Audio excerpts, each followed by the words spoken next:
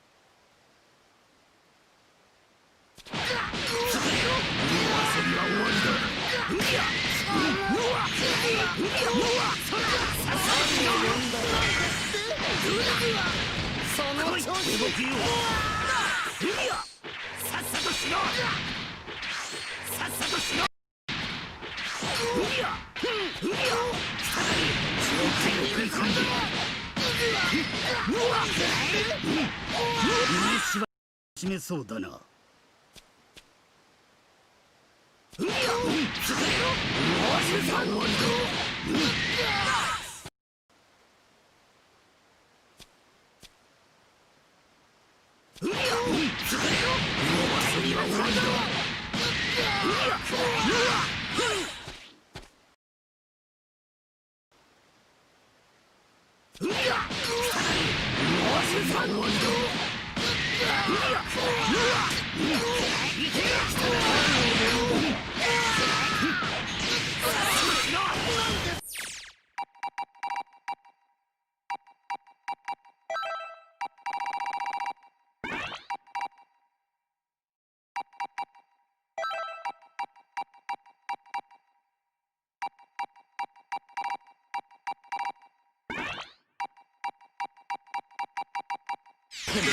させやがって。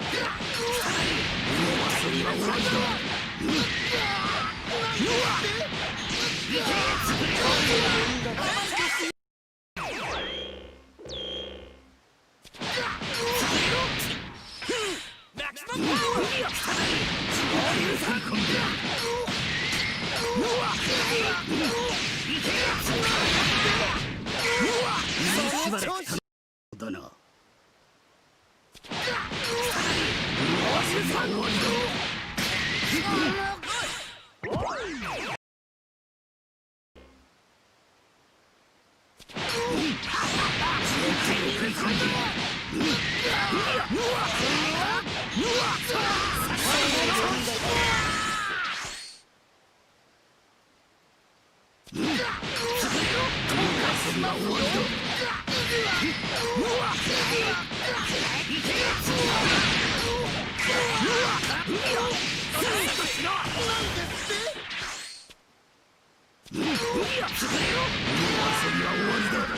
その調子。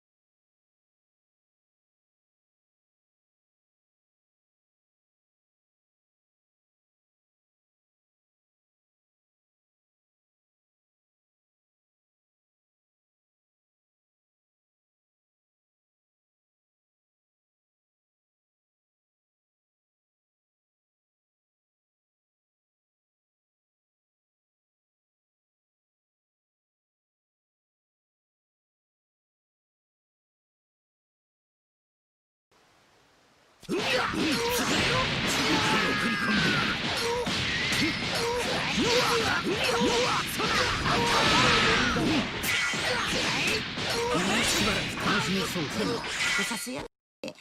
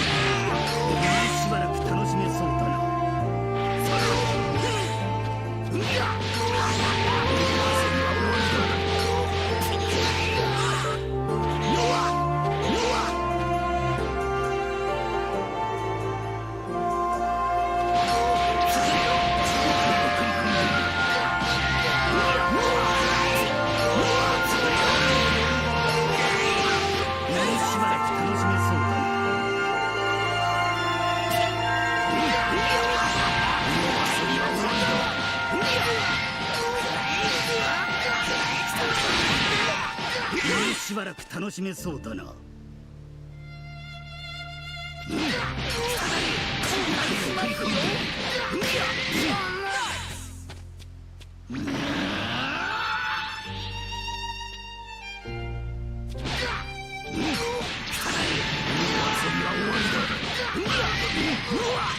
の調子。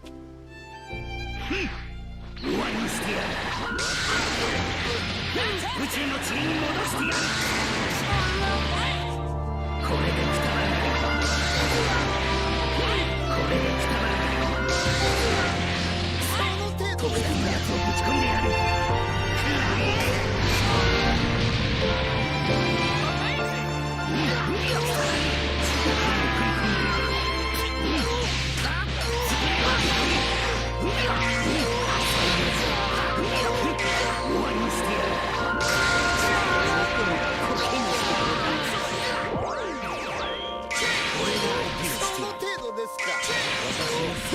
するか。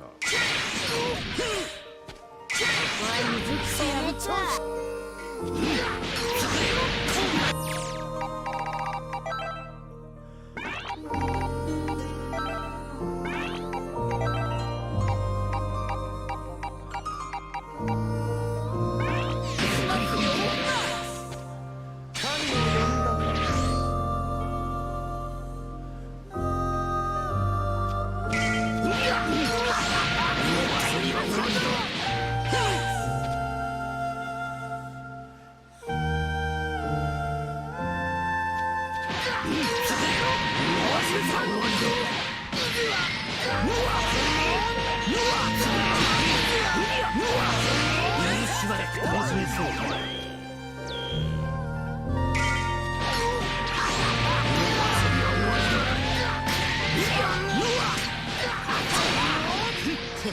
させやがって。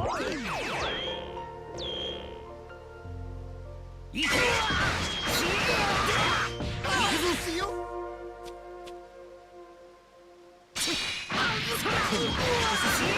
終わりにしてやる。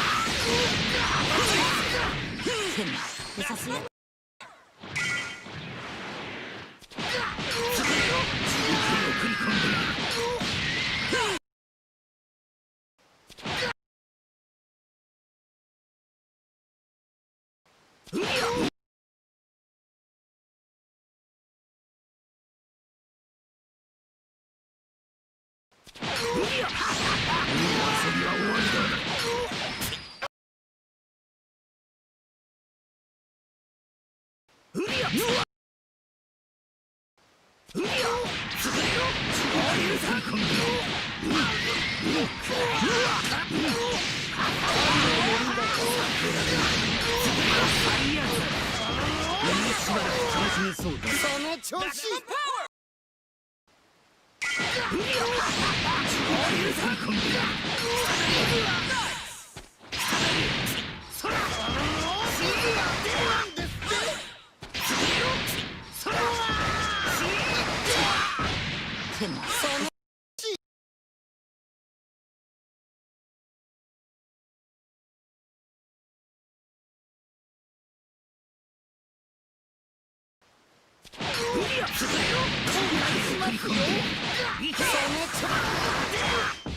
ですよ。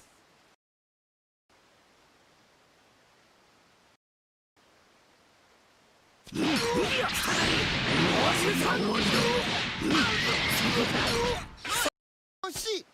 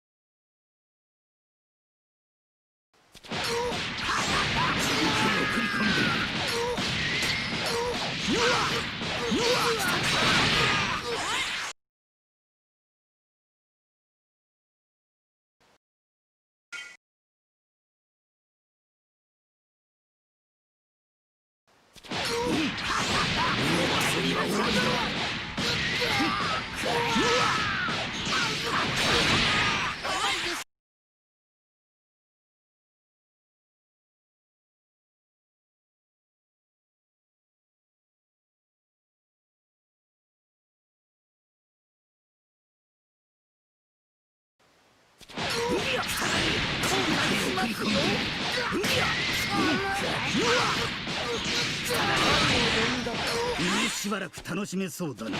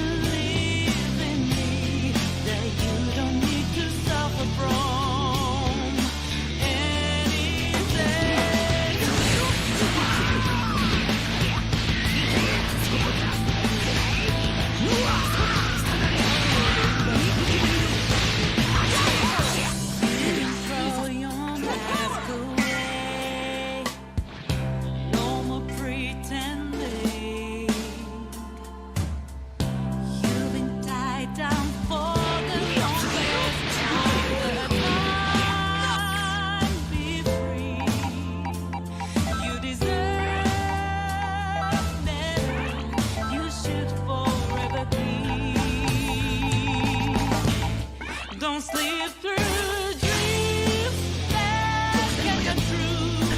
No more tears that drop from your cheeks anymore. You want me to search for greatness. Believe in me that you don't need to suffer from anything. Don't let go of your dreams. No more tears